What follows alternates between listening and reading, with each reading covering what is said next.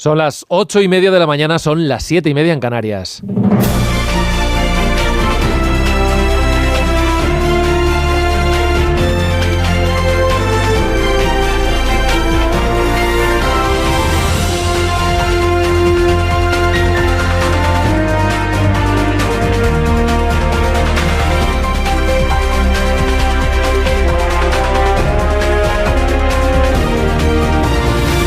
Desde las 7 de la mañana les estamos acompañando aquí en Más de Uno y hasta las 12:20 les vamos a seguir acompañando en todas las emisoras de Onda Cero en este martes 27 de agosto de 2024. Los varones autonómicos del PP han firmado un manifiesto unitario en el que se comprometen a llevar a cabo todas las acciones legales al alcance para confrontar lo que denominan nuevo concierto catalán, que supone, dicen, la ruptura del consenso constitucional. Los populares afirman contar ya con una base general de propuesta, pero tendrán que consensuar las distintas posturas que existen entre sus presidentes autonómicos. Dice hoy El Independiente que va a ser complicado salir de la reunión del próximo 6 de septiembre con una propuesta común. Es un debate que va para largo y en el que todos van a tener algo que ceder. Dice Ángel Carreño en su artículo que hay 3 posturas dentro del partido. La primera comprende a los varones de las comunidades que se consideran infrafinanciadas. Ahí está la Comunidad Valenciana, Murcia y Andalucía. Piden actualizar el criterio de población ajustada. Esto es una variable que refleja la necesidad de gasto de cada comunidad y en función de ello reparte los recursos del sistema. La segunda engloba a la España despoblada, y ahí están Galicia, Extremadura y Castilla y León. Ellos piden establecer coeficientes que establezcan el coste del servicio de la región por habitante, teniendo en cuenta el envejecimiento local. Y la tercera aglutina a las zonas más ricas, y ahí están Madrid y las Islas Baleares, que piden que se aporte en función de lo que se reciba. El presidente de la Xunta, Alfonso Rueda, decía ayer que frenar el cupo catalán debe trascender a los colores políticos y urgía de nuevo a reunirse en la conferencia de presidentes, de la que ha asegurado que aún no tiene noticias. Creo que esto tiene que incluso trascender cores políticas y el gobierno tiene que tomar nota. Y esa anunciada conferencia de presidentes e nunca convocada es cada vez más urgente. Cuenta hoy El Español que Alfonso Rueda está dispuesto a tomar la iniciativa y encabezar la rebelión de los varones de su partido contra el cupo catalán. Por eso va a llamar personalmente a los 2 varones socialistas que han alzado su voz contra el concierto económico, a saber, Emiliano García Paje y Adrián Barbón. Quiere que participen en una nueva edición del Foro de Santiago para consensuar la reforma del sistema de financiación y para responder de forma conjunta al concierto catalán. Quieren imitar la cita de 2021, cuando los presidentes de 7 comunidades acudieron al llamado de Feijóo para acordar en Santiago de Compostela las líneas de una reforma del sistema de financiación. Acudieron hasta 5 varones socialistas. Ahora Rueda quiere hacer lo propio, pero antes acudirán a la cita de los varones del PP, esta que les contamos, la del 6 de septiembre. Escribe Javier Caraballo en El Confidencial que no hay nada más reaccionario, nada que fomente más el racismo y el apoyo a la extrema derecha que negar o ignorar algunos de los graves problemas que ocasiona la inmigración ilegal en nuestro país, como dice, está haciendo el presidente del gobierno, y que sería conveniente que en las reuniones que vaya a mantener Sánchez se aborden, entre otros asuntos, el número real de inmigrantes en situación irregular y su distribución por todo el territorio español, que haya transparencia. Otro asunto que copa hoy los diarios es el asunto migratorio, como leemos, por ejemplo, en El Mundo, que titula «España lidera ya el aumento de la inmigración por mar en la Unión Europea». Italia consigue reducir las llegadas un 65% en lo que va de año, mientras la ruta canaria se dispara un 115%. Otros diarios se centran en que continúan llegando inmigrantes a Ceuta a nado. Dice La Razón, Ceuta pide ayuda ante la llegada masiva de inmigrantes. La presión migratoria desborda Ceuta y la preocupación por parte de las autoridades es total. Cuenta El Español que Ceuta no puede más. Sus centros de menas están ya al 360% de su capacidad. Ayer decía la delegada del Gobierno de la ciudad autónoma, Cristina Pérez, que está sufriendo una presión migratoria extrema. Estamos sufriendo intentos superiores a las 500 personas diarias, de media, con picos muy elevados. Y eso está obteniendo respuesta por parte de las fuerzas y cuerpos de seguridad del Estado. Hoy inicia Pedro Sánchez su gira por Mauritania, Senegal y Gambia, y mañana, cuando Sánchez abandone Nuakchot, la capital de Mauritania, entrará en vigor la exigencia de visado de tránsito para los mauritanos que hagan escala en España. El objetivo es evitar que los transeúntes africanos aprovechen su escala en Barajas para pedir asilo político. En medios locales critican que el gobierno español no esperase a escuchar a sus anfitriones mauritanos antes de adoptar esa decisión. Emilia Landaluz, en El Mundo, dice que hace una semana 17 países de África hicieron un anuncio que refrenará la inmigración a Europa en las próximas décadas. Usarán energía nuclear en su transición ecológica. Dice Landaluce que esto aliviará las crecientes crisis eléctricas que sufre el continente. Atraerá inversiones y mucho talento decidirán quedarse en su país de origen. Su artículo de opinión se titula «Lo que Sánchez desprecia salvará a África». En este mismo diario, la opinión de Jorge Bustos está en el otro extremo, citando a Ángel Villarino, dice que la inmigración no se reduce a medida que despega la economía, sino que es precisamente entonces cuando se incrementa. Y hace referencia a lo que decía Villarino en El Confidencial la semana pasada, que a medida que hay más población escolarizada, que escucha la radio, ve la televisión o consulta internet en sus teléfonos, ensancha sus horizontes de tal manera que desea emigrar para intentar un futuro lejos de allí. Otros asuntos. En Francia, el presidente Macron se ha pronunciado respecto a la detención de uno de los fundadores de la aplicación de mensajería instantánea Telegram, Pavel Durov. Asegura Macron que no se trata de una decisión política. El mandatario ha publicado este mensaje para responder a las informaciones falsas que asegura se están publicando sobre el caso. Durov fue detenido el pasado sábado y se le acusa de no haber tomado medidas para frenar el uso delictivo de Telegram. Está siendo investigado por la Fiscalía de París por delitos relacionados con transacciones ilícitas, pornografía infantil y fraude.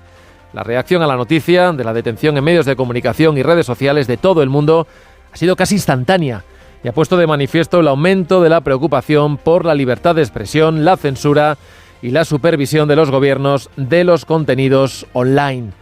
Y a las 9 de la mañana, hora española, 8 de la mañana en Reino Unido, la banda Oasis va a hacer un anuncio. Despejará las dudas que han sembrado en las últimas horas en todo el mundo de la música, si regresan o si no regresan después de 15 años separados. Todo indica que la reunión entre los hermanos Noel y Liam Gallagher podría estar más cerca que nunca. Los hermanos llevan 15 años acaparando portadas sobre su posible reencuentro y odiándose.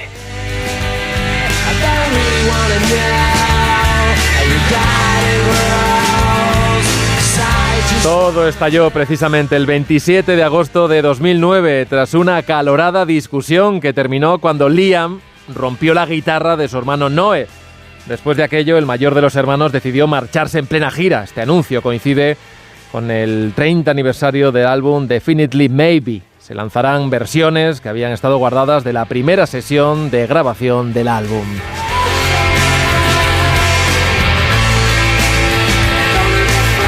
Miguel Ondarreta, Más de Uno, Donde Alsina.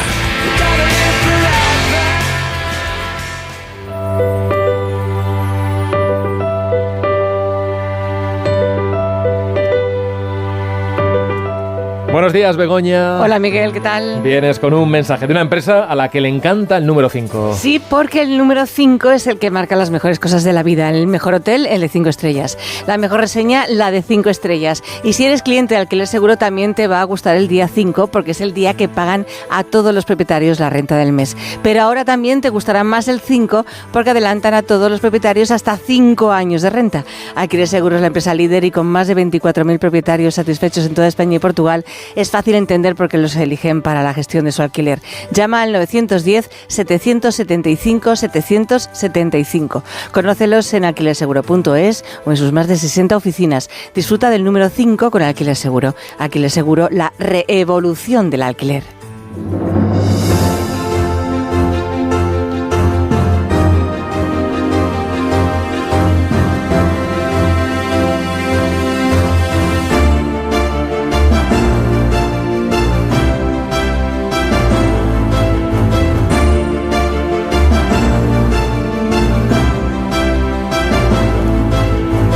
8:39, 7:39 en Canarias, tiempo ya para la tertulia en Más de Uno, hoy con María Daván. Hola María, buenos días.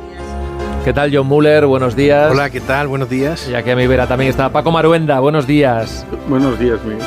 Bueno, quería preguntaros yo ahora por esto del fundador de Telegram, que se ha colado en las informaciones desde el pasado sábado por la noche, cuando se le detenía en Francia. Hablamos de Pavel Durov, cofundador y consejero delegado de Telegram. Se le detenía, digo, en Francia en una investigación por ciberdelincuencia. Bueno, se le conoce como el Mark Zuckerberg ruso. Es una detención que se podría prolongar 4 días, que puede permanecer retenido hasta mañana, pero bueno, lo que sabemos ya son delitos que se le están imputando, todos ellos relacionados con transacciones ilícitas de bandas organizadas, pornografía infantil, fraude, la negativa a comunicar información de las autoridades. Este es un asunto que bueno, ha trascendido las fronteras y que nos ha dibujado algo así como un enfrentamiento geopolítico, además en pleno conflicto entre Rusia y Ucrania. Ambos países usan esta plataforma para difundir información, digamos que se sienten más cómodos, y ha planteado un debate en el que se han introducido también pues conocidos actores, ¿no? Como Elon Musk, hablando ya del riesgo de poner cotos a esto de la libertad de expresión. Muller, yo no sé si te ha sorprendido, sobre todo porque al principio era una detención de la que no teníamos muy detalles, parecían unos cargos muy, muy genéricos, y plantea un debate muy amplio, ¿no?, de los cotos de la libertad de expresión. Bueno, plantea el debate, o sea, hay que pensar que detener a Durov equivale un poco a como si hubieran detenido a Edison, ¿no?, a Thomas Alva Edison. O sea, aquí hay una cuestión, es el creador del canal es responsable de lo que va por el canal, o sea, ¿quién es el responsable de los contenidos que recibimos por los distintos?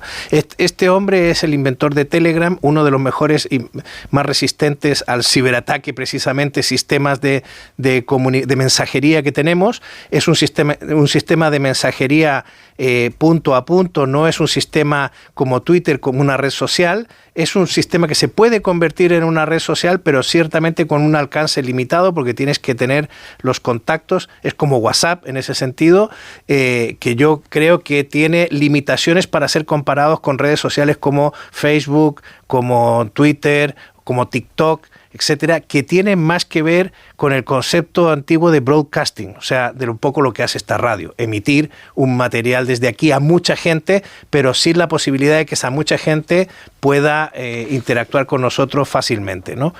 El tema va a estar ahí fundamentalmente, y entonces tú sabes que la legislación norteamericana distingue claramente entre el tubo y lo que va por el tubo.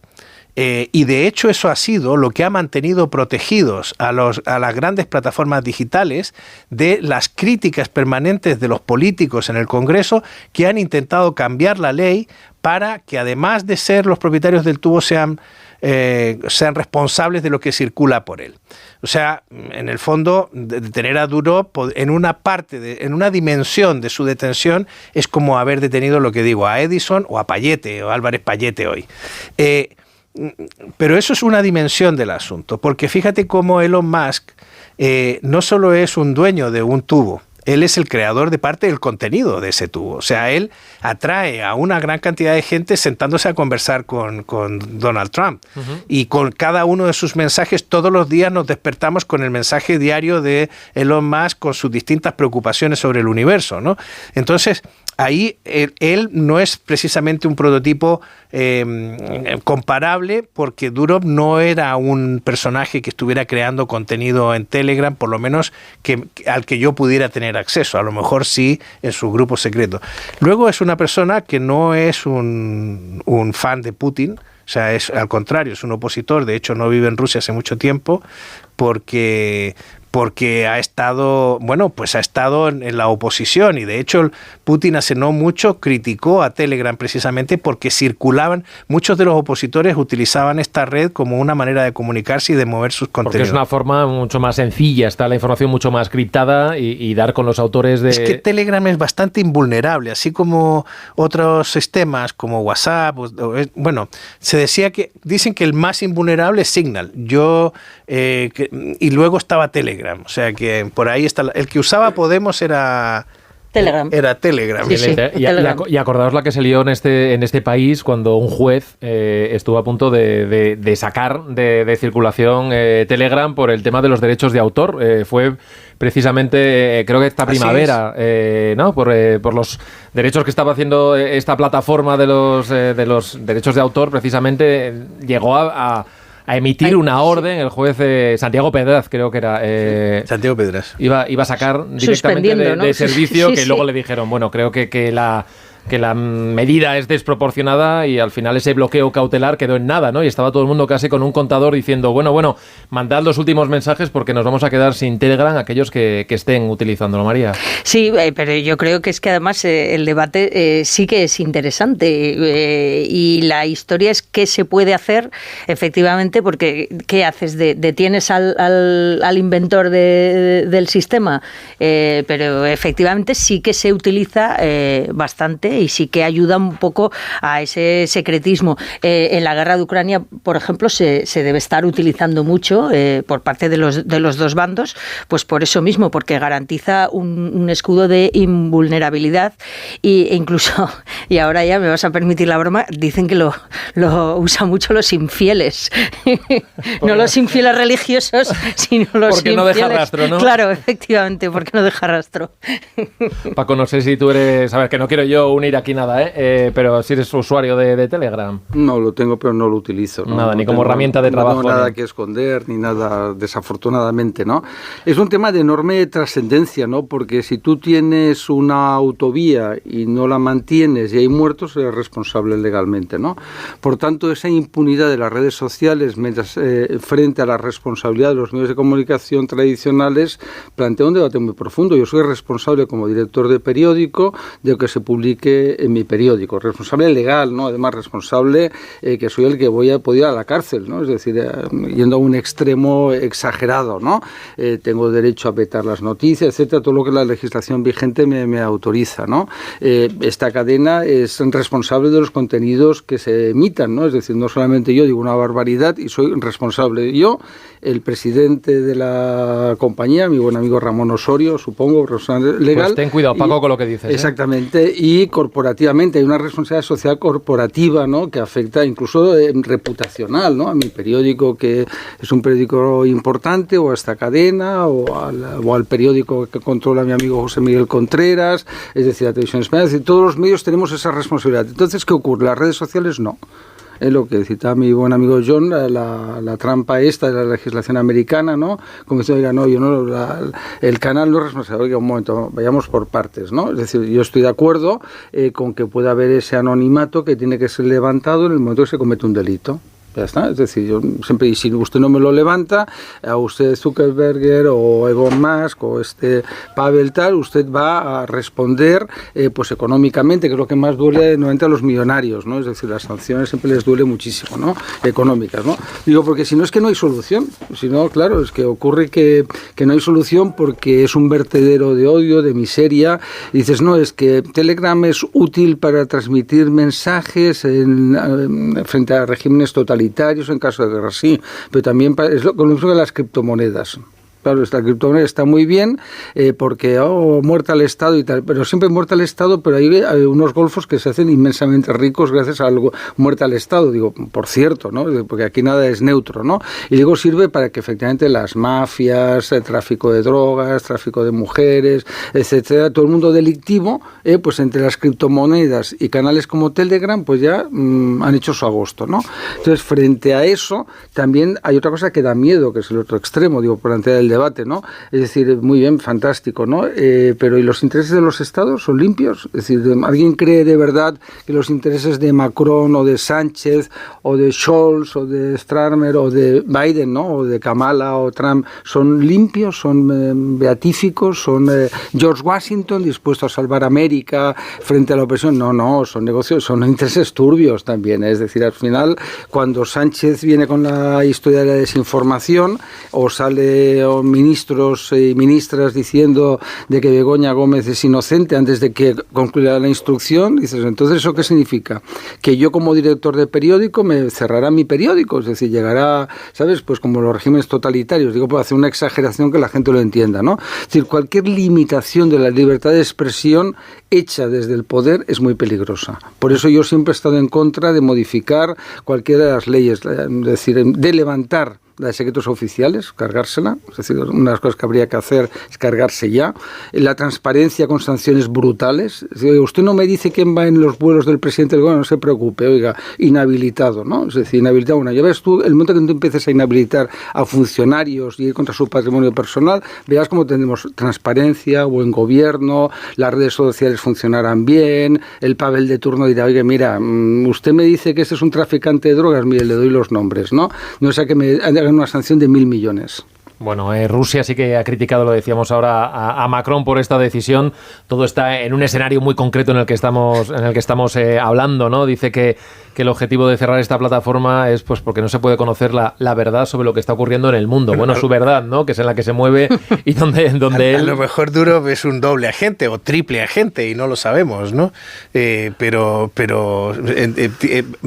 Putin siempre intentará enredar. O sea, porque todo lo que sea sembrar el caos y el desconcierto a él le viene bien. Y su pupilo Medvedev, yo creo que en las últimas horas decía, qué mal hiciste yéndote de Rusia, ¿no? Fíjate tú que esto te ha ocurrido en Francia. ¿Ves? Esto te ha ocurrido en Francia, por cierto. La tierra de la libertad, la igualdad y la fraternidad. Llegando en un avión privado. Que lo que le están insistiendo... Donde venía con una compañera, una amiga, una novia, no sé qué es exactamente, una acompañante, que había tuiteado y puesto en Instagram las fotos de todos los sitios donde habían estado la última semana. O sea, como para que la justicia... Aquí hay gente que cree que la policía es tonta. Bueno, de momento la Comisión Europea también se ha querido desmarcar, insistiendo que nada tiene que ver esto con la ley de servicios digitales y nada tiene que ver con motivos políticos la detención, sino que forma parte de una investigación judicial. Pero, bueno, perdona, una sola cosa, es que he dicho que se parece mucho a WhatsApp y tal. Hay una cualidad de Telegram, que es la posibilidad de suscribirte a determinados canales, que ahora WhatsApp también la tiene, pero Telegram la tenía desde el principio. Y esa fue la razón de la persecución del juez Pedras pero que es un problema, vamos a ver, ¿por qué? Porque la gente se suscribía a determinadas cuentas de Telegram donde podía bajarse contenidos, películas, series, libros, sí, etcétera. Pero esto también se ha dado con otras tecnologías. Esto se dio con BitTorrent, con Emule, con un montón de otros dispositivos. Y es más, es que no me cabe la menor duda de que se seguirán inventando fórmulas y dispositivos para seguir compartiendo contenidos. Entonces, es una batalla complicada. Las puertas al campo, ¿no? Eso es. Pero fíjate que eso se acabó prácticamente, con las plataformas televisivas, ¿no? Es decir, las plataformas de televisión y de música acabaron con no al 100%, ¿no? Porque la gente dice, oye, pago 10 euros, tengo la plataforma de Antena 3 y tengo todas las televisiones y series gratis, ¿no? U otras plataformas que como no son del grupo no citaré, ¿no? Por tanto, o de música, ¿no? Entonces ya no te vale la pena. Es decir, digo, pues la gente, a mí me sorprendía, pues la gente que grababa una película en un cine, sí, ¿sabes? Para luego... Que no había quien lo viese luego, eso por favor. Bueno, como grabar la canción en un casete. Fue una forma, es verdad, y luego pues las grandes productoras de televisión, de cine, etcétera, se dieron cuenta que el gran negociazo que era acabar, ¿cómo han acabado con la piratería? Por medio de esa vía, ¿no? Porque claro, ahora la cantidad de lo que todas las plataformas gastan económicamente es brutal, hay un nuevo florecimiento a lo bestia del cine. Luego, ¿dónde queda todavía esas ilegalidades, ¿no? Estas que estamos hablando de las redes, ¿no? Que es una cosa increíble, ¿no? Lo del monopolio de Google, ¿no? A mí me flipa pues que Estados Unidos, que estamos permitiendo que una sola compañía controle Es decir, con Rockefeller, que es el hombre más rico del mundo, ¿no? Todo el mundo recuerda la decisión del Tribunal Supremo de Estados Unidos que dio lugar a las 7 hermanas, las 7 petroleras, ¿no? Todas surgieron de la descomposición del imperio Rockefeller, que siguió siendo el hombre más rico del mundo, por supuesto, ¿no? Pero ya se acabó la Standard Oil, ¿no? ¿Os acordáis, no? Y entonces, ¿cómo se permite que Google haga lo que le dé la gana? Es decir, por ejemplo, nosotros, los medios de comunicación, estamos sometidos a la dictadura de Google. Es decir, y Europa no hace nada. ¿Y dónde quedó la tasa Google? Que se iba a imponer, nosotros la aprobamos y nunca se ha aplicado. Bueno, pues, que se la estará llevando. Bueno, claro. Pues se la llevan crudo pues un montón de grandes lobistas, ¿no? Que se dedican, entre algunos españoles conocidos, ¿no? Pues claro, tú les sueltas pues X millones de euros, ¿no? Y ya se encargan de susurrarle al oído, o el propio Contreras, ¿no? Sabes que es el millonario. Me encanta porque además hay una cosa que me gusta, que como él es periodista como nosotros y es multimillonario, y eso me gusta, ¿sabes? No lo digo con celos, ¿no? Digo, me encanta que uno de los nuestros deje la situación de confortabilidad de la clase media baja, ¿no? Y se convierta en millonario. Bueno, estábamos hablando de Telegram, no se crean ustedes que estamos hablando de una plataforma minoritaria, porque se roza creo que los 1.000 millones de usuarios. O sea que no está mal la cosa, y tenía una explicación esta detención. Veremos a ver qué es lo que sucede en las próximas horas, porque expira ese plazo de esa detención en las próximas 24 horas. De esto vamos a hablar. Vamos a avanzar en algunos de los asuntos que hemos venido comentando ya desde primera hora de la mañana. Ayer, no sé si se ha ido de vacaciones el juez Peinado. Hablábamos el otro día de que el mes de agosto suele ser un mes inhábil por esto de los juzgados, de los tribunales, pero el juez Juan Carlos Peinado ha reanudado la investigación a la mujer del presidente del gobierno, Begoña Gómez, ya lo saben, por esos supuestos delitos de tráfico de influencias y corrupción en los negocios. Ayer tenía 4 declaraciones de 4 personas citados como testigos, entre ellos, vinculados a Globalia, también al empresario Juan Carlos Barrabés y a los patrocinadores de la cátedra en la Universidad Complutense. En este caso estaba la Fundación La Caixa y Reales Seguros. Bueno, de lo que ha salido no conocemos todos los detalles. Además, también están destacando las crónicas, nos decía también nuestra compañera Eva Llamazares, que el juez ha sido muy taxativo con esto de decirle a las partes: ojo con lo que filtráis a la prensa, porque podéis acabar siendo multados. Y ahí está pendiente el famoso vídeo que todo el mundo decía que iba a ser cuestión de muy poco tiempo, el vídeo de la declaración de Sánchez de que lo íbamos a ver publicado en cualquier portal, en cualquier medio de comunicación. Bueno, el caso es que de lo que sabemos del día de ayer, por ejemplo, los testigos de los patrocinadores de La Caixa y Reale, que lo que han declarado básicamente es que fue la propia mujer del presidente del gobierno la que les contactó, ella en persona, para captar fondos. Tenía interés el juez en saber qué motivos había pues para que destinasen dinero a esa cátedra, y básicamente lo que dijeron es, por un lado, que tenían el aval de la Universidad Complutense, les hacía entender que había algo serio detrás, y también la seguridad de la propia Begoña Gómez de decir que esa cátedra iba a salir adelante. Hubo una declaración también, en este caso de Marc Simón, es el subdirector de la Fundación La Caixa, y también estuvo en este caso el CEO del empresario Barrabés, del que no sabemos exactamente el contenido de su declaración de ayer. ¿Pasos que pueden darse ahora? Pues no lo sabemos. Lo que sí sabemos es un horizonte temporal, y en septiembre, en principio, el Tribunal Superior de Justicia de Madrid debería decir, Paco, si esta causa sigue para adelante o si se archiva, como están pidiendo las partes, aparte de que resuelva también el futuro procesal del propio juez, ¿no?, que tiene pendientes dos querellas por presunta prevaricación de la propia Begoña Gómez y del presidente del gobierno. El tema en su conjunto es uno de los mayores escándalos de la historia reciente de España por varios aspectos, ¿no? En primer lugar, la utilización de los medios públicos de forma descarada por parte del presidente del gobierno para su propia defensa. Eso es impresionante, ¿no? Es decir, es un tema donde presenta una querella, que eso pues debería ser... yo creo que eso lo haces en Inglaterra y cae el gobierno directamente. Es decir, ahí ya no hay que tú utilices al abogado, la abogacía del Estado para una operación así, o en Estados Unidos el follón que se monta es monumental. Aquí no pasa nada, porque como Sánchez controla los medios de comunicación, no importa, ¿no? Es decir, básicamente una parte importante, otros somos, como esta casa y tal, críticos, ¿no? Luego, que nos parezca normal, ¿no?, en un código inexistente de buen gobierno, que la mujer del presidente pues actúe desde la Moncloa, como si fuera su oficina personal para sus negocios, también nos parece, digo, al margen de si hay alguna responsabilidad penal, nos parece la cosa más normal, le parece al gobierno la cosa más normal del mundo, faltaría más, porque no va a poder utilizarlo, pues que utilice lo mismo que lo de otros escándalos que hemos vivido, ¿no?, que no necesitas decir quién eres, ¿no?, es decir, soy Iñaki Urdangarín, todo el mundo sabe quién eres, no hay que darle más vueltas, pues ya está, no necesitas, en un momento que va a llamar mi suegro, no es necesario, ¿no? Pues aquí pasa lo mismo, es decir, soy Begoña Gómez y ya está, ¿no?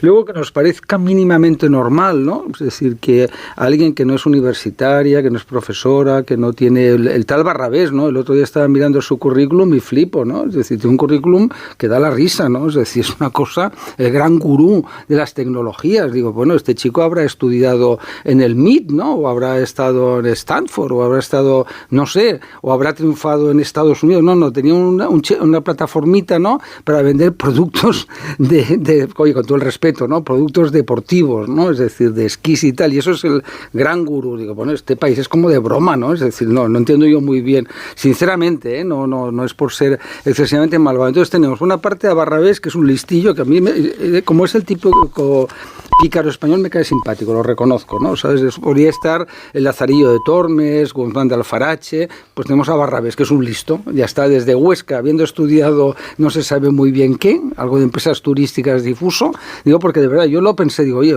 igual es injusto, tiene una empresa familiar, pero resulta que el tío se ha formado con mucha gente en empresas familiares, ha ido a Estados Unidos, ha sido un tío pionero, nada, cero, ¿no? ¿Sabes?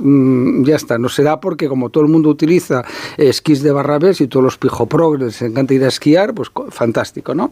Entonces, en todo este mundo, ¿sabes? Luego hay unas empresas damnificadas, pues que de buena fe, poniendo un poquito de dinero, porque hablaba uno de ellos y me decía, vamos, la notificación decía, pues es que son 15.000 euros solo lo que pusimos, ¿no? Es decir, también pensar una cosa que es muy difícil, en el mundo empresarial, muy difícil, si te llama la mujer del presidente del gobierno, es muy difícil decir que no. Es muy difícil, te lo digo yo, como sabes, no es por hablar de mí mismo, yo soy catedrático y tengo una cátedra de investigación, ¿no? Por tanto ya la estamos extinguiendo, ¿no? Pero y sé lo complicado que es, yo no quise llamar a nadie a pedir dinero porque pensé, si llama a Paco Maruenda, no el catedrático de Derecho Constitucional, sino el director de La Razón, que no le va a dar 10.000 euritos, perdón por la frivolidad, para un fin legítimo, es decir, que no era nada, ahí está, ¿no? Pues eso no. Entonces, claro, todo eso hace un escenario de verdad enormemente complicado y con nerviosismo en el gobierno, pues porque claro, o sea, ya se puede encontrar con que le eleven al Supremo pues la petición de imputación, ahora llamada investigación, y ser el primer presidente de la historia de España que se ha investigado, porque te puedo asegurar que Junts votará a favor del suplicatorio, no hay ninguna duda, pero no porque me lo hayan dicho, porque no sé cómo son, dirán así, tú me estás fastidiando a mi líder, pues tú vas a ir al Supremo, vas a ser el primer presidente de la democracia que va a ser imputado. Bueno, todo esto tiene una pata, y te voy a dar la palabra ya, María, una pata política también. Ayer el Partido Popular dijo claramente que no van a citar en ningún caso a Begoña Gómez a la Comisión Koldo del Senado, porque las explicaciones y exigencias, en todo caso, las tendría que dar el presidente del Gobierno y que por ahora han brillado por su ausencia, ¿no? Eso es lo que sabemos por parte del Partido Popular, que está, digamos, ejerciendo la oposición en el Senado con esa Comisión Koldo. Sí, bueno, yo creo es que para empezar esa comisión se está demostrando que tampoco está sirviendo para nada, entre otras cosas, porque si, por ejemplo, Begoña Gómez fuera llamada, ella se acogería a su derecho de no declarar porque está inmersa en una causa judicial, con lo cual yo creo que es un poco, y yo creo que es el callo final que no quieren pisar, es decir, están dispuestos a llamar a Pedro Sánchez, pero no a Begoña Gómez. Se está criticando mucho la instrucción del juez Peinado. Yo creo que siempre he sido partidaria de decir que hay que dejarle trabajar y que en todo caso va a ser, por un lado, la audiencia provincial, porque ya hay recursos contra algunas decisiones que había tomado el juez, y el Tribunal Superior de Justicia de Madrid los que decidan, oye, si se está excediendo o si no se está excediendo, porque a lo mejor es que está haciendo su trabajo sin más. Yo estoy de acuerdo con Paco en una cosa, en la facilidad que tenía una señora que no tiene ni un título universitario, oye, para obtener dinero de grandes empresas, y es que efectivamente si tú levantas el teléfono y dices que eres la mujer de Pedro Sánchez, pues hombre, mucho problema yo creo que no te van a poner. Yo en este caso siempre he dicho lo mismo, no me parece que a lo mejor pueda ser delictivo porque no está reconocido en el caso penal, en el Código Penal, pero sí que me parece bastante poco ético, y de hecho siempre recuerdo lo que dijo la mujer de Nick Clegg, del ex viceprimer ministro británico, Miriam González, dice, yo hago esto en el Reino Unido y vamos, me hubieran colgado, bueno, a mí y a mi marido. O sea, yo creo que sí que estaría bien plantearse algún tipo de código ético o de hacer que se haga, o sea, que se pueda decir qué es lo que puede hacer un consorte presidencial y qué no puede hacer, o por lo menos a qué controles puede estar sujeto, porque un político sí que tiene ciertos controles, pero desde luego la mujer del presidente ya se ha visto que de entrada no. No hemos visto que haya mucha intención de ir por ahí cuando nos anunciaron ese plan de regeneración democrática que surgía precisamente que por no estas sabemos publicaciones, en qué va a quedar. Que quedó en un enunciado, no sabemos todavía las medidas concretas, pero desde luego lo de regular la figura de la mujer o el marido del presidente o presidenta del gobierno no figuraba entre las prioridades de ese plan, bueno, plan Begoña o plan regeneración, como quieran. Porque lo que está regulado es el papel del presidente del gobierno. O sea, el presidente del gobierno sabe, y hay una ley del gobierno que dice que ninguno de los miembros del Consejo de Ministros puede puede tratar en el Consejo o intervenir en el Consejo en cuestiones relacionadas con familiares o personas allegadas o cercanas. Yo creo que de lo más importante que ha salido ayer en las declaraciones de estos 4 testigos con los que Peinado ha vuelto a clases, digamos, ha reiniciado el curso, abriendo las 3 líneas de investigación que tiene sobre el asunto, lo más relevante ha sido la declaración tanto del consejero delegado de Reale, el señor Mariscal, como de la Fundación La Caixa, ¿no? ¿Por qué? Porque ellos han venido a confirmar que hay un fallo o una inconsistencia o una mentira en el acta de la Universidad Complutense. El acta de constitución de la cátedra extraordinaria de Begoña Gómez, que terminó siendo dirigida por Begoña Gómez, dice que en ese acto de constitución llegan el representante del rector, que es un vicerrector que envía Goyache a la ceremonia, los patronos, que son las 2 empresas que iban a poner el dinero, los 15.000 euros durante 4 años que ha dicho Paco Maruenda, que eran Reale y la Fundación La Caixa, y como invitada figura Begoña Gómez. Y resulta que una vez transcurrida la reunión, Begoña Gómez termina siendo la directora de la cátedra, que luego renunciará y será codirectora con otra persona que es colocada ahí. Claro, la manera en que han descrito ayer cómo Begoña Gómez se aproximó a las 2 empresas para conseguir el dinero, no define más bien a una persona invitada a la constitución de una cátedra, define más bien al promotor de un negocio, al promotor de una operación. Su participación no es la de invitada que luego se convierte en directora por vete tú a saber qué méritos académicos. Los testigos dijeron que era porque la Universidad Complutense la amparaba.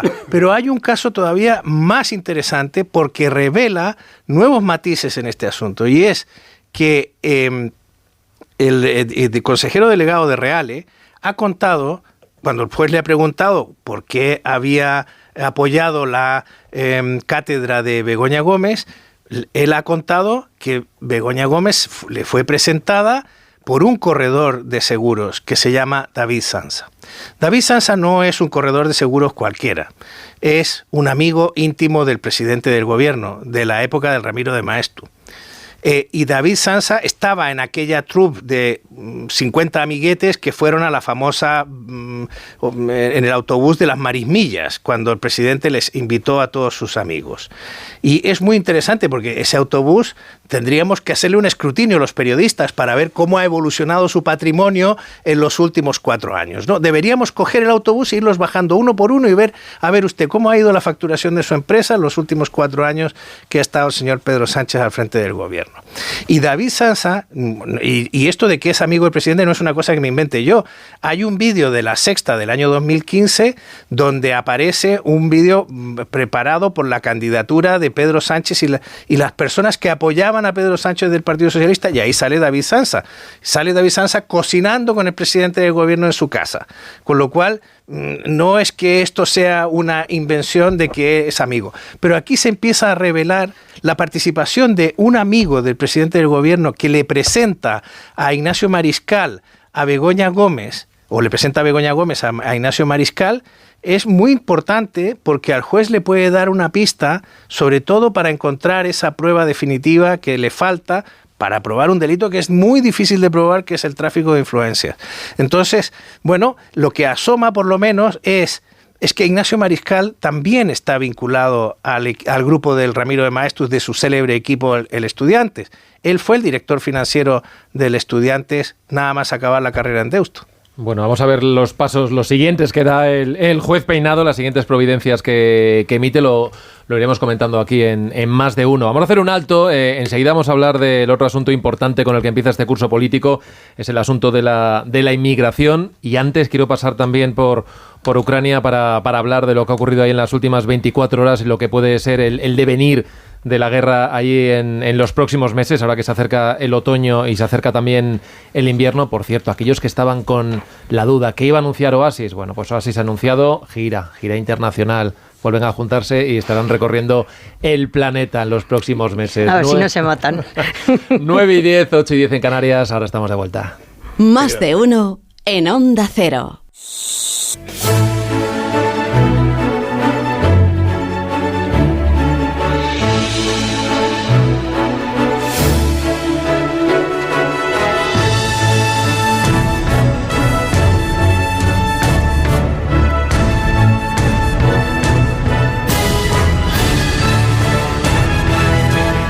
Nueve y 14, 8 y 14 en Canarias, aquí seguimos en Más de Uno en tertulia con John Muller, con Paco Maruenda y con María Daván, y les decía yo que antes de hablar del asunto de la inmigración quería actualizar la información que tiene que ver con lo que ha ocurrido en las últimas horas en Ucrania, ese conflicto que sigue más que latente desde hace ya más de 2 años y medio. El ejército ruso ha llevado a cabo uno de los mayores ataques en este país desde que comenzó la invasión. Se ha referido a él el propio presidente Volodymyr Zelensky. Se ha hecho mucho daño a la infraestructura energética, pero en todos los lugares donde hay cortes de luz ya se está trabajando para restaurarla. Nuestros equipos de reparación trabajarán las 24 horas del día. Nos aseguraremos que la energía vuelva. Bueno, es un bombardeo a gran escala. Se han lanzado 200 misiles, drones sobre 15 regiones del país que, según el Kremlin, se ha llevado a cabo de forma precisa contra infraestructuras energéticas, también contra instalaciones militares. Han muerto 4 personas y hay decenas que han resultado heridas.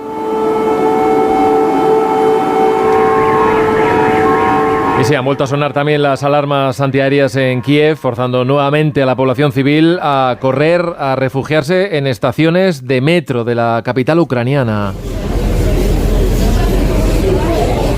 Este es el sonido de una de esas estaciones del metro de Kiev. Es un amplio andén lleno de gente, pero en absoluta calma. La mayoría de los adultos están de pie, dejando espacio para sentarse a niños y personas mayores. El túnel de la vía está vacío, aunque no pasa ningún tren. Es una realidad, esta la de la guerra, que convive con la de la vida cotidiana, que se hace hueco, intenta hacerse hueco después ya de 2 años y medio de ofensiva. En el frente, el ejército ucraniano contenía esa ofensiva en la región rusa de Kursk. Moscú ya ha advertido a Kiev con una respuesta mayor de envergadura si persiste en esa ofensiva, mientras el ejército ruso continúa tratando de ganar terreno en la región del Donbass, obligando también a miles de civiles a moverse entre las zonas. Quería saludar en este punto a nuestro compañero Xavier Colás, corresponsal. Xavier, ¿qué tal? Buenos días. Hola, buenos días. Sobre todo, Xavi, para que nos sitúes un poco en la dimensión que tiene este alcance cuando llevamos ya 2 años y medio de guerra, cuando nos acercamos otra vez a ese horizonte, ¿no?, del otoño y del invierno, cuando todo se complica y cuando puede pesar mucho, sobre todo en la población, ¿no?, después de llevar ya, estar entrando en el 3er año de conflicto. Sí, es muy elocuente que aunque Rusia dice que lo que ocurre es que Ucrania es una amenaza, con frecuencia los amplios ataques rusos no tienen ni un solo objetivo militar. Son las infraestructuras, la luz, el agua y sobre todo la calefacción de los ucranianos. Por todo el país, cortes de energía de emergencia debido al ataque. El objetivo es doblegar psicológicamente a los ucranianos, que pasen frío y que en cuanto llegue el invierno, con las infraestructuras energéticas mermadas, se vean abocados a una situación de desánimo. También intentan desgastar las defensas ucranianas con estos ataques, porque las defensas ucranianas se ven forzadas a derribar drones iraníes baratos con misiles caros, difíciles de reponer. Así que incluso cuando los ataques rusos son neutralizados por las defensas ucranianas, Rusia consigue algo. Si derriban sus drones, desgastan el armamento ucraniano, pero si no lo hacen, merman la resistencia de la población. Mis amigos en Kiev están acostumbrados ya a dormir con interrupciones. Es como tener un bebé, pero la guerra es como un bebé que no se hace mayor, que dura siempre. Estamos viendo esas imágenes, ¿no? Otra vez en el metro, ¿no? En los andenes, todo el mundo esperando a que pasasen esos instantes en los que suenan otra vez las sirenas antiaéreas. ¿Cómo de descolocado se ha quedado el presidente Putin con esta invasión, con esta ofensiva en el territorio de Kursk, que no sabemos muy bien hacia dónde va a llegar y que se está planteando en términos de una futura negociación, ¿no? Una negociación que en cualquier caso no acaba de llegar, Xavi. Sí, los ucranianos están avanzando en Kursk, ahora más despacio porque ya no tienen de su lado el factor sorpresa, y en el entorno de Putin tragan saliva, tratando de resolver un problema mayúsculo con soluciones medianas que no pongan de manifiesto lo grave que es lo que está pasando. Ucrania no ambiciona esos territorios rusos. Con su incursión en Kursk lo que pretende es tal vez forzar a Putin a mover tropas de otros lugares donde están avanzando, como por ejemplo en Donbass. Pero en las crisis Putin siempre arrastra los pies. Ha transferido algunas tropas del frente, sí, pero pocas. Y las mejor entrenadas las ha dejado en su sitio. Y ha llevado a Kursk sobre todo reclutas sin experiencia. El presidente ha tirado de chequera y ha ofrecido ayudas a las personas desplazadas en la zona. La otra vertiente del avance ucraniano es precisamente tomar esos territorios para que en una negociación puedan ser canjeados por territorios ucranianos. Una última pregunta. Estamos muy pendientes, hemos comentado, venimos prácticamente de la convención del Partido Demócrata, ¿no? Hemos hablado mucho de Kamala Harris, estamos en la cuenta atrás hacia esas elecciones en Estados Unidos. ¿Hasta qué punto puede influir en el devenir de la guerra, con todas las derivadas que tiene en el continente en el que vivimos, que es Europa, que el próximo 5 de noviembre gane Kamala Harris o que vuelva a ganar Donald Trump?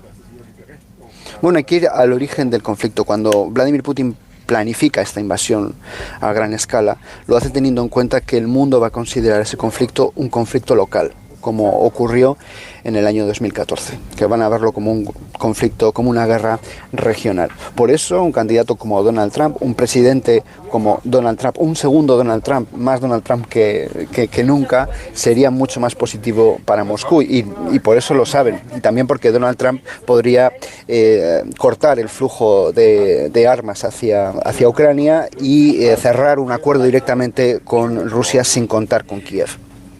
Xavier Colas, gracias por atendernos esta mañana. Seguiremos en contacto. Un fuerte abrazo. Gracias, un abrazo.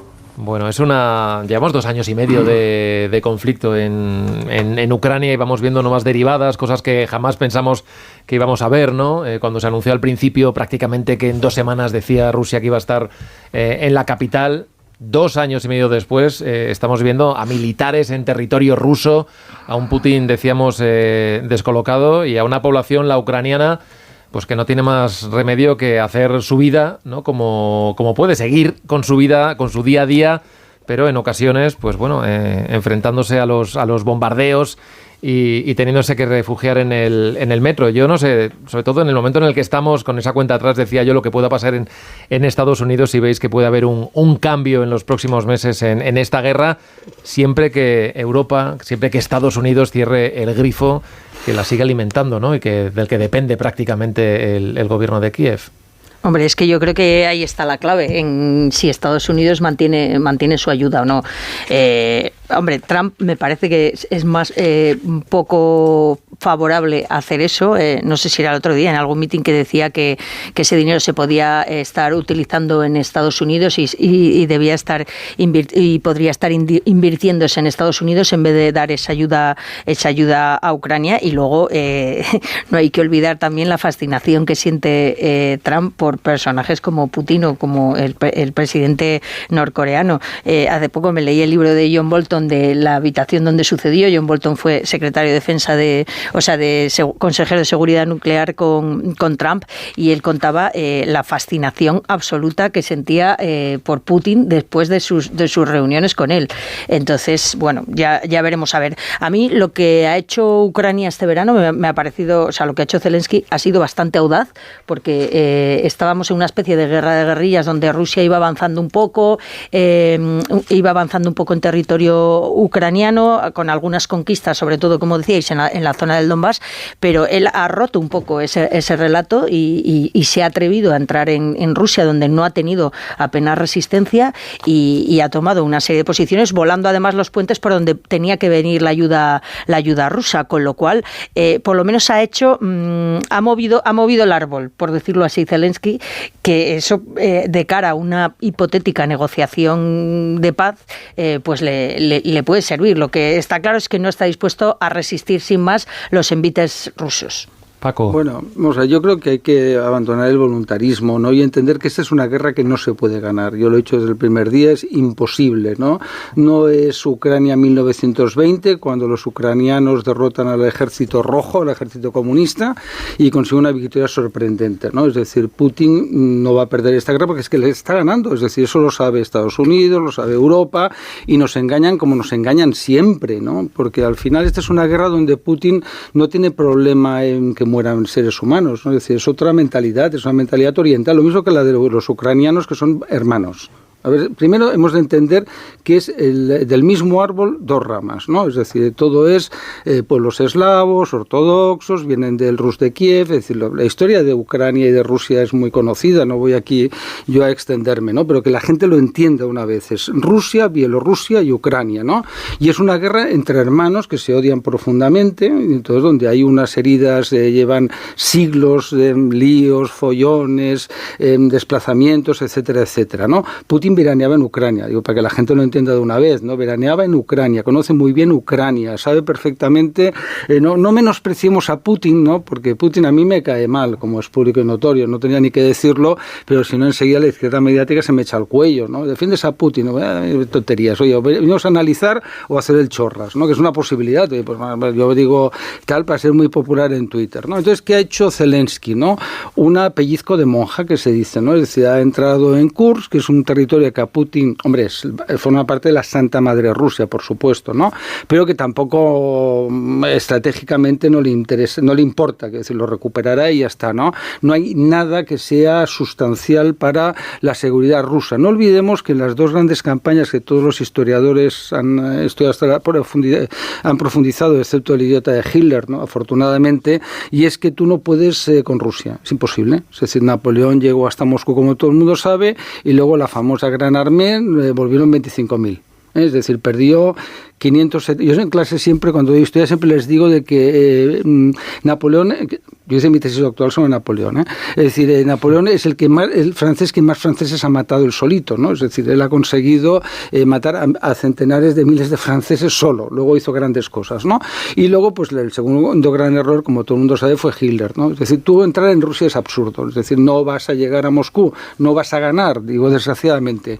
Porque hay una cuestión importante de toda esta guerra, ¿no? Y es que es una guerra mercenaria, ¿no? Es decir, los europeos, ¿no? Con el cinismo que nos caracteriza, y los estadounidenses hemos alquilado a los ucranianos, ¿no? Es decir, estamos pagando, ¿no? Para que mueran en un campo de batalla, ¿no? Es triste, ¿no? Es doloroso y es vergonzoso, ¿no? Como pasó en Afganistán y ahora pasa en Ucrania, ¿no? Y al final esta guerra, yo digo cómo va a acabar, creo yo. ¿Estás planteando que se les deje ya? No, hay que llegar a la paz ya, es decir, porque es que no, esto no tiene... Pero la paz dándole lo que Rusia pide. Es que no lo va a devolver, ya está. Es decir, mira, en la vida cuando tú te enfrentas a un matón, o eres igual de matón que él, o si no, te ha ganado. Es decir, entonces, mira, pensar una cosa, Rusia en la Segunda Guerra Mundial, coger el dato estadístico, sale en Internet, ¿cuántos rusos murieron en la Segunda Guerra Mundial? Entre heridos y muertos, 19 millones, más que ningún otro país. Es decir, Stalin iba lanzando en esa guerra patriótica centenares de miles de soldados que iban cayendo en las trincheras para parar a los nazis, ¿no?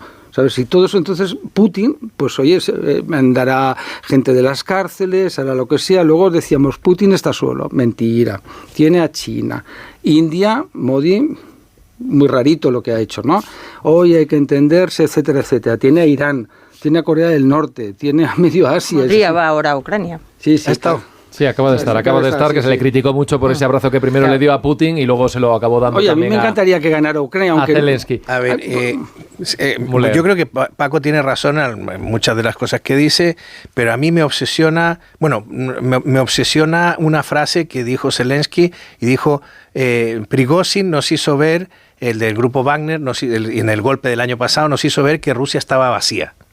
O sea, una vez que superas la gran barrera, luego está vacía.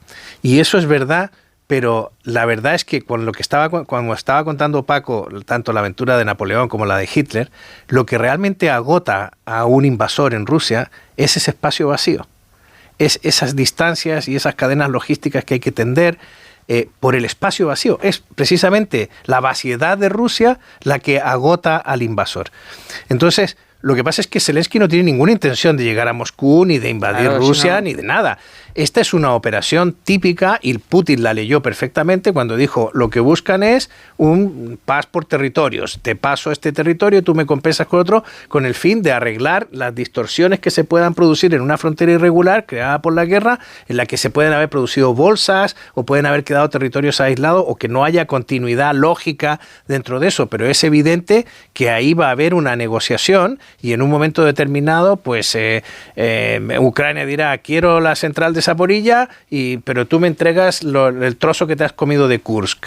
En fin, o sea, eso va a ocurrir. Y el hecho de que haya ocurrido ahora no solo demuestra la audacia de Zelensky, sino que además estamos en el momento, odio este término porque pues la ventana de Overton, ¿no? La ventana de oportunidad de la diplomacia, sí. ¿Por qué? Porque yo siempre lo digo, todos los apostantes británicos han dicho que va a haber una tregua en Ucrania antes de octubre o antes de noviembre, antes de las elecciones norteamericanas.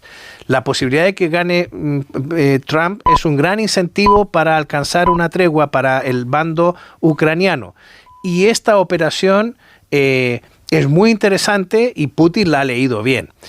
¿Por qué la respuesta? Es que la respuesta que ha dado Putin atacando las infraestructuras energéticas ucranianas nos dice mucho de las limitaciones de Rusia. Paco ha hablado de todas las ventajas, pero yo voy a hablar de las limitaciones. Su limitación primero es que no es capaz de movilizar una gran cantidad de tropas para taponar el agujero que se ha producido en Kursk, donde se ha roto el cinturón exterior. No tiene la capacidad ni logística, ni de transporte, ni de organización dentro del ejército para mover una gran cantidad de soldados. Tampoco tiene una gran cantidad de soldados, por lo menos necesita muchos más soldados y eso Putin no lo quiere activar porque sabe que le vuelve impopular en la sociedad rusa que ya está harta de madres enterrando chicos. Y el segundo punto es que la respuesta es la que era lógica, debilitar al adversario desde el punto de vista estructural para intentar que afloje y no siga penetrando por donde ya se ha metido. Bueno, 9:31, 8:31... Paco, si quieres rematar, te dejo 30 segundos. Un dato objetivo para que la gente lo entienda. El tamaño de Rusia, 17,1 millones de kilómetros cuadrados. El tamaño de la Unión Europea, 4 millones. Digo, las dimensiones de Rusia, eso que Zelensky, que es un ignorante, ¿no? Es decir, porque claro, no puedes esperar que una persona cuya formación es la que es sea un gran estratega de golpe, ¿no? Porque lo han hecho presidente... Bueno, mal no lo está haciendo, lleva 3 años resistiendo. Sí, hombre, pero resistiré y con la corrupción de su régimen. Es que bueno, yo de verdad, a mí me causa bochorno, es lo mismo con lo de Afganistán, ¿no? Defendíamos al régimen de Afganistán corrupto, ¿no? Defendemos al régimen de Ucrania corrupto, ¿no? Frente a otro régimen más corrupto todavía, que es el de Rusia, ¿no? Es decir, los europeos somos la pera. Decía lo de las dimensiones para que la gente visualice, 4 millones, 17 millones, ¿no? Entonces, espacio vacío es que es imposible defender 17 millones de kilómetros cuadrados metro a metro. Por eso Rusia siempre hace lo mismo, oye, tú invades, idiota, invade, ¿no? Llegas a Moscú, no te preocupes, acordaos como Kutuzov, ¿no? Acabó rápidamente en Borodino, etcétera, etcétera, las grandes batallas del triunfo militar. Vamos a hacer una breve pausa y enseguida hablamos de esa gira que va a emprender a partir del día de hoy, 3 días, Pedro Sánchez por 3 países, para ver si consigue poner freno o paliar la llegada de todos estos inmigrantes de forma irregular y sobre todo para ver si es posible y deseable que haya un acuerdo entre los 2 principales partidos para reformar esa ley de extranjería. Enseguida lo comentamos. Más de uno. Onda Cero. Si estamos...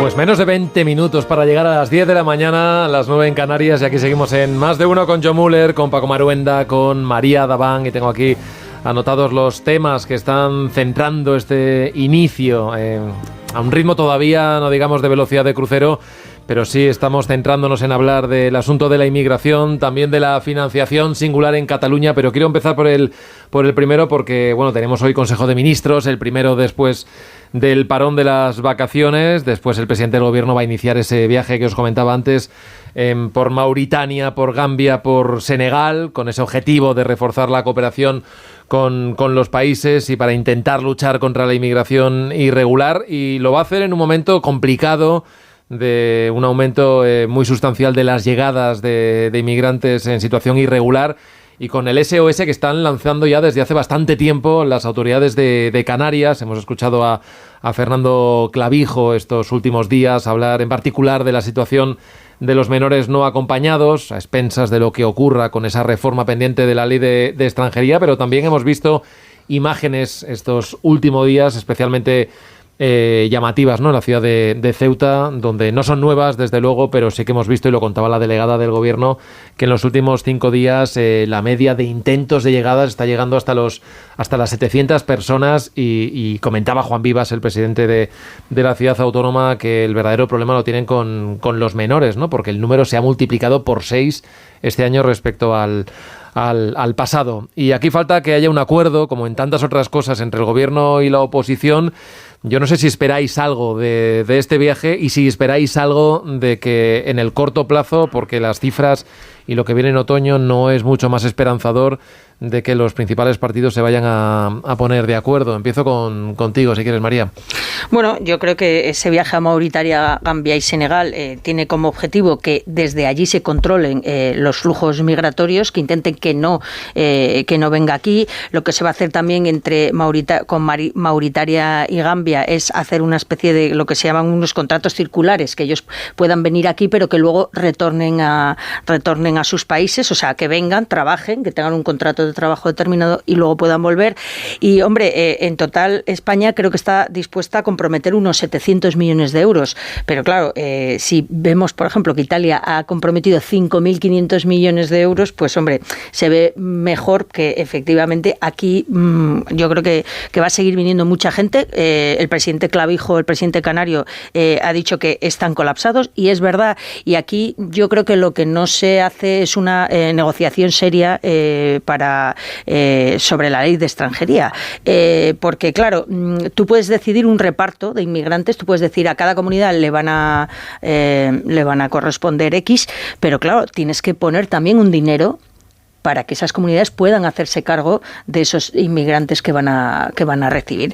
Y luego es muy curioso también, por ejemplo, el otro día decía Otegi que claro, que ellos quieren también tener el control de su propia inmigración, porque es que claro, se está perdiendo la identidad vasca.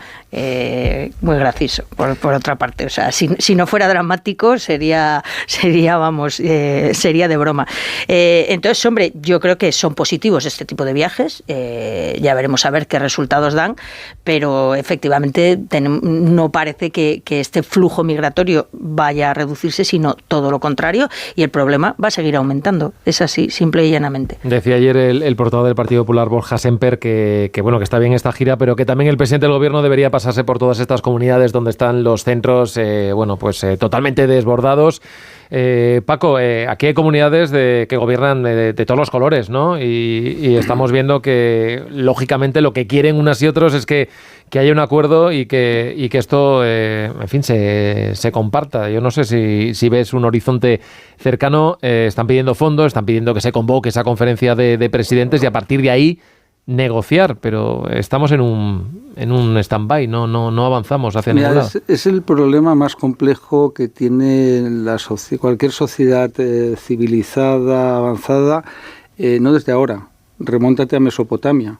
Acuérdate de los pueblos del mar cuando estudiábamos todos historia, ¿no? Es decir, los movimientos migratorios es una constante, es muy problemático, rompe las culturas, genera conflictos, es muy difícil integrarlos, unos son pacíficos, otros son violentos, es decir, generan rechazo. Ya sabes que ahora los modernos historiadores, que me parece una cursilada, pero bueno, ¿no? Cuando hablan de las invasiones bárbaras dicen movimientos migratorios, son unos cursis ignorantes, ¿no? Es decir, para no decir invasiones bárbaras, ¿no? Oigas, no. entraron, ¿no? Ya está, ¿no? Entonces, bueno, pero no pasa nada. Entonces ahora tenemos lo mismo. Es decir, hay una sociedad rica, la más rica del mundo, que es Europa, y una gente que pasa miseria, son violados, son asesinados, son torturados, es decir, que no tienen horizonte y están dispuestos a algo que ninguno de los que estamos aquí somos capaces, en el fondo, de entender, ¿no? Lo que significa jugarte tu vida. Es decir, oye, me voy a tirar al mar y tengo un 50% de posibilidades, con suerte, de vivir, ¿no? Lo más probable es que muera. Tú imagínate lo que... Porque sobre el supuesto había un libro que creo que citó alguna vez muy interesante, que se decía sí, pero no en la puerta de mi casa, ¿no? O sea, sí a la energía nuclear, sí a tal, sí, pero nunca en la puerta de mi casa, ¿no? Sí que vengan inmigrantes, pero no pongas inmigrantes al lado de mi casa, porque, hombre, como no tienen... Sí, inmigrantes si son indios millonarios, sí, ¿no? Si son Kamala Harris nos mola, ¿no? Que vengan, ¿no? Por favor, ¿no? Faltaría más, ¿no? Los indios ingenieros brillantes nos encanta que vengan, ¿no? Porque, claro, el fenómeno migratorio es que vienen unas personas que no hablan tu idioma, que no tienen tu cultura, cuyos títulos universitarios sí los tienen, los de África no, pobrecitos, ¿no? Entonces, claro, frente a eso, ¿qué tenemos, no? Las chorradas estas que hacemos los europeos, ¿no? Es decir, nos creemos como todo nuevo rico, que todo se compra con dinero. Y dices, oiga, mire, tome, 500 millones, 700, no lo compras, porque eso es países, desgraciadamente, es un foco de corrupción, es un agujero negro. Es decir, ¿qué haces con ese dinero? ¿Qué haces? Que me lo cuenten, ¿no? Si va a volver vía Luxemburgo, vía Holanda, vía Suiza, etcétera, etcétera, ¿no? Porque son regímenes corruptos. Insisto, ya me gustaría que lo que te estoy diciendo, equivocarme, que dijeran dices una chorrada, pues me encantaría, a mí me he equivocado, lo siento mucho. No, Sánchez llegará allí, será las fotos, que es lo que le gusta, ¿no? Se reunirá para sus cosas de la Internacional Socialista, ¿sabes? Diremos todos, qué bien, ha dado 500 millones, tal, ¿no? 500 millones porque van a seguir viniendo, porque el dinero no te llega. Claro, yo siempre me gusta ponerme en el lugar de la persona que toma la decisión brutal, de montarse en un cayuco de estos, una patera, etcétera, de imaginarme esa sensación. Hoy, ¿no? Recordábamos los 30 años, ¿no? de travesía, de cómo ha ido evolucionando, de las crisis que se vivieron, de pateras, de cayucos, cómo ha ido bajando ese punto de partida, donde los controles han ido a más, pues desde más abajo, ¿no? Más al sur han ido llegando, cómo se quitó el foco quizás desde Marruecos, aunque estamos viendo ahora lo que está ocurriendo en la ciudad de Ceuta, y cómo se ha puesto en otros puntos como Mauritania, donde se está mezclando también una situación muy complicada, si metemos también todo lo que está ocurriendo en el Sahel, pero ¿qué hacemos, Paco? A Mauritania han ido todos los gobiernos también, y se busca la colaboración, se ha llevado dinero, y recordamos que hace 7 meses estaba el presidente del gobierno con la presidenta de la Unión Europea, de la Comisión Europea, llevando ahí 500 millones de euros, y claro, alguien dice, bueno, ¿de qué ha servido eso, no? Si se ha aumentado la llegada de inmigrantes irregulares, pero ¿por dónde empezar entonces, Müller? No sé si hemos desembolsado la cantidad, los 500 millones, creo que eran 300 de la Unión Europea, sí, y 200 al españoles. Revés, creo que eran al revés, sí. O al revés. Pero mira, aquí hay una cuestión bien interesante, porque Feijóo ha dicho que el PP no va a apoyar una política de inmigración en la que se incluya el seguir incentivando a las mafias para que trafiquen con los inmigrantes. Las ONGs dicen que hay que patrocinar una inmigración segura y regular. Y el PP no es enemigo de la inmigración legal. O sea, yo creo que uno de los elementos más estigmatizantes de todo este proceso, y lo discutimos tú y yo la última vez, no hay personas ilegales, pero sí hay procesos migratorios que suponen la vulneración de la ley. Cuando la gente percibe que una persona o un grupo de inmigrantes ha entrado vulnerando sus fronteras sin pedir permiso y abriendo la puerta de casa por las bravas, bueno, pues eso crea una estigmatización y genera un problema. Yo soy partidario de una migración legal, organizada y segura, que acabe con esas mafias. Ahora, ese proceso tiene 2 partes. Para que haya una migración legal, tiene que haber una apertura por parte del país receptor para generar y facilitar esa migración legal. A mí me tocó la experiencia en los 90 de que España era un país al que era dificilísimo emigrar legalmente. Es más, ¿sabes cuántos permisos de trabajo, o sea, cuántos migrantes legales le hemos dado a Mauritania este año entre enero y abril, que son las últimas estadísticas válidas? 0. Ninguno. O sea, si hay un mauritano en España, ha entrado ilegalmente o está trabajando ilegalmente porque no tiene permiso de trabajo, y si no tiene permiso de trabajo no tiene permiso de residencia, salvo que sea un refugiado político o haya adquirido una condición de ese tipo. O sea, también tenemos que darnos cuenta de que la inmigración legal debe existir y que la gente que quiere y aspira a venir a trabajar a nuestra sociedad y que quiere hacerlo legalmente tenga una esperanza y no piense, mira, no voy al consulado español ni voy a la embajada porque no tengo ninguna posibilidad de que acepten mis papeles o de que mis pretensiones se hagan realidad. Entonces, volver a convertir a los africanos en personas que crean en que el camino legal de migrar a España y a Europa es viable, nos va a costar muchísimo, porque ahora mismo los que nos han ganado la mano, los que le han ganado la mano a los gobiernos que dicen, no, yo te voy a dar 0 permiso de trabajo y te voy a torear y te voy a mover entre varios ministerios, uno te dice que no tienes permiso de residencia y el otro te dice que no tienes permiso de trabajo, ese mafioso es el que está ganando porque está consiguiendo seguir colocando gente ilegalmente en nuestras fronteras.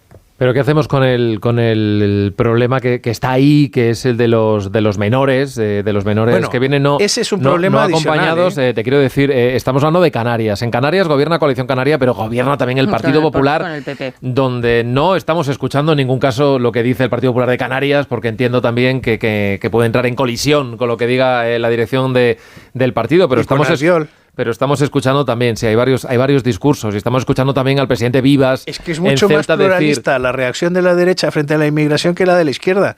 En la izquierda solo está el buenismo, y mientras que en el centro derecha, esto también lo hemos comentado, hay una variedad de reacciones. El tema de los MENAs es muy importante porque lo que no tiene sentido, sí, es gravísimo lo de la ruta africana, lo de la ruta canaria, etcétera. Pero no solo es un problema de MENAs lo que hay en Canarias, la mayor cantidad de lo que hay en Canarias son adultos. Pero el problema es que, ¿por qué en las últimas semanas han empezado a llegar MENAs desde Marruecos, por ejemplo? Que se supone que tenemos un acuerdo con Marruecos para que se comporten lealmente y vigilen la frontera, y están volviendo a pasar a nado en Ceuta y en Melilla. Entonces, ahí hay un problema de que hemos creado un incentivo, un efecto llamada brutal, porque como la idea es que aquí se acoge a un MENA y no hay ninguna restricción, yo el otro día te decía, si los MENAs supieran que a los 18 años los van a devolver a su país, pues a lo mejor no pasaría esto de que algunos periodistas interpretan el asunto de los menores como que los africanos nos están mandando en viaje de intercambio de estudios a sus hijos. Lo que pasa es que ahí hay un neocolonialismo también, no olvidemos, ¿no? Por una parte hacia Marruecos, ¿no? Aquí la prensa nos dedicamos a machacar al rey de Marruecos porque es gratis, no importa, ¿sabes? Nos parece que no es bastante democrático, porque nos miramos por encima del hombro y las relaciones son muy frías, ¿no? Entonces, ¿por qué Marruecos nos tiene que... A mí que alguien me lo explique, ¿por qué? Porque ¿cuál es la razón? Porque le pagas. Ah, porque le pagas. Pero hombre, entre otras cosas, tú le pagas para que controle eso. Ya, para que la gente lo entienda de forma muy gráfica. Si mañana el rey de Marruecos se levanta con el pie torcido y dice, se ha acabado la broma, ¿no? 200.000 marroquíes a Ceuta y Melilla. Lo hemos visto en Ceuta, lo que pasó. De vez en cuando yo creo que levanta el pie y deja pasar. Hombre, es verdad, oiga, es decir, ese neocolonialismo, ¿sabes? De bienvenido Mr. Marshall, ¿no? De todos los... Pero no digo solo Sánchez, de Ursula von der Leyen. Nos creemos que los africanos, como son morenitos y tal, ¿no? Dicho irónicamente, en plan malo, ¿no? Pues los podemos tratar con desprecio. No, son sociedades con culturas antiguas, ¿no? El otro día habla con una amiga que es fan, ¿no? Y pues claro, te habla de los fan durante lo que eran ellos, su civilización, etcétera. Entonces nosotros tenemos una visión que decimos, nada, los menas, ¿no? Claro, los menas los devuelves ¿a qué país? Pues tú tienes que acreditar que... No, es que no los puedes devolver. Es que son menores, no los puedes devolver. Les tienes que dar acogida. Sí, claro, pero primero ellos cuando vienen tiran los pasaportes, los que tienen los tiran al mar, ¿no? Que ahí floten, ¿no? Entonces los menas cuando se hacen mayores de edad no sabes de dónde son, de Sierra Leona, de Kenia, de... Tony Blair hacía una propuesta muy interesante al respecto. Decía que aquí la clave es usar la tecnología para identificar a la gente. Y eso es una cosa que su think tank ha promovido. Y a mí no me parece que Tony Blair sea el más ultraderechista de todos los ultraderechistas.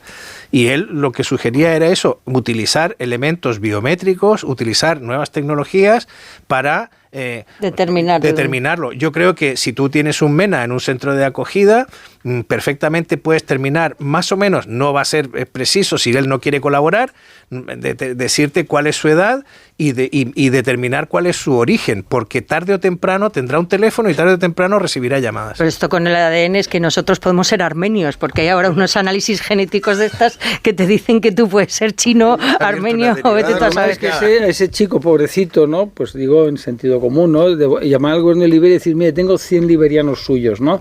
Pero ¿cómo se llaman? Eso es su problema, son liberianos. Es decir, usted tendrá que atender a sus nacionales, ¿no? Es decir, porque si uno de nosotros, nuestros hijos, se pierden por no sé, bueno, ya son mayores de edad los míos, ¿no? Pues ya te los devuelve el gobierno. Pues para los tuyos les vamos a poner unos Callahan para que vayan bien este martes, Begoña. Además, todavía estás a tiempo de conseguir tus Callahan favoritos en rebajas. Tengas el estilo que tengas, Callahan dispone del modelo perfecto para ti. El calzado Callahan está diseñado para ofrecerte una experiencia única al caminar con tecnología Callahan Adaptation, se adapta al pie, fabricado con materiales de máxima calidad, a la venta en las mejores zapaterías y en callahan.es. Tecnología, diseño y confort al mejor precio. John Muller, que tengas un buen día. Igualmente, cuídate mucho. Paco Maruenda, igual te deseo. Muchas gracias. Adiós, María. Hasta otro día. Adiós, ya te queda menos. Ya queda menos. Bueno, no quería